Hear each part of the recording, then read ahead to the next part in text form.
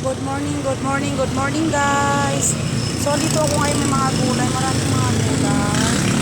Mga gulay no. Sari mga gulay. So bibili ako ngayon guys ng kamatis. Ate Risa, pabili ako. Magkano po kamatis niyo, te? 2 okay lang po 'yun. Kasi nagmahal talaga. Tino, mag-ano lang muna ako kahit 3 minutes po, Tino. Pili ako dito, tiha. Okay lang po ba, te?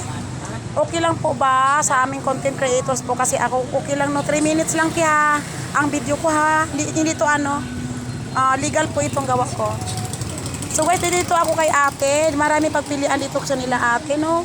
Meron silang ginger, meron silang papaya, meron silang cabbage, meron silang sayote, meron silang fresh pancit. Masarap ito, haluan nyo ng karni. Kaya may sila. At saka madami sila dito tinda guys. Oh. So nandito ako ngayon kasi bibili ako ng tomato. Oh. Pipili pa ako guys. Titingnan nyo ako pag ako namimili. No? Huwag nyo titingnan na ang kamatis na basta pag mga ganito, masarap yan. Medyo mahal ang kamatis ngayon guys kasi hindi naman lahat ng presyo ay mura. So may intindihan lang po natin guys, no, kapag tayo ay isang tendera. Isa ako ay isa ring tindera, so kung sinabi ni ate na yun ang presyo, hindi ako nagrereklamo kasi alam ko po naman na ang presyo ay hindi permanente. So kung may time din na mag-pop ang presyo, so baba din ang bigay. No? So kakain kasi ako ngayon guys ng salted egg. Piliin ko na lang piliin ko guys medyo pula na egg. Pula na pula na kamatis kasi kakain ako ngayon. Mag-aalmusal ako guys na ayan oh. Yan pinipili ko guys yung hinog na.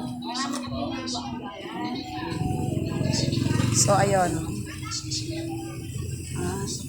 So dagdagan ko pa to yun guys kasi bihira lang ako magpunta dito gawa na meron ako special na anak guys. Alam niyo naman sa karamihan sa mga hindi pa nakakaalam, meron pa ako special na binata, pero okay naman yun siya. Ayan, piliin ko yung ganyan guys. So ate, ito po akin ate, pasuyo po ako ate. Yan lang te. Kailangan, oo. Maraming tinda dito sila no. Meron din sila mga chicken up, karni. Marami po sila paninda, no? So sa mga sa mga South Bell Tree Housing, kasi taga to ko sa Muntinlupa, sa mga taga South Bell Tree Housing, sa mga kaibigan kong nandito sa housing, so pwede pili kayo dito kay ate. Dito lang to, papuntang lang, main road lang, papuntang Biason. Nag-iisa siya dito na kumpletong paninda, meron siya lahat, meron siyang gulay, meron siyang rice, meron siyang karne. So magiging dry goods si ate at saka wheat goods, no? No, bakit dry goods? Kasi meron din naman siyang mga mga tindang ganito. Meron siyang dried fish, oh. So kompleto dito. So kompleto dito ang kanilang paninda. Sige, yan. So, that's it guys. Good morning. Andito sila. Oh, yan. Maraming salamat guys.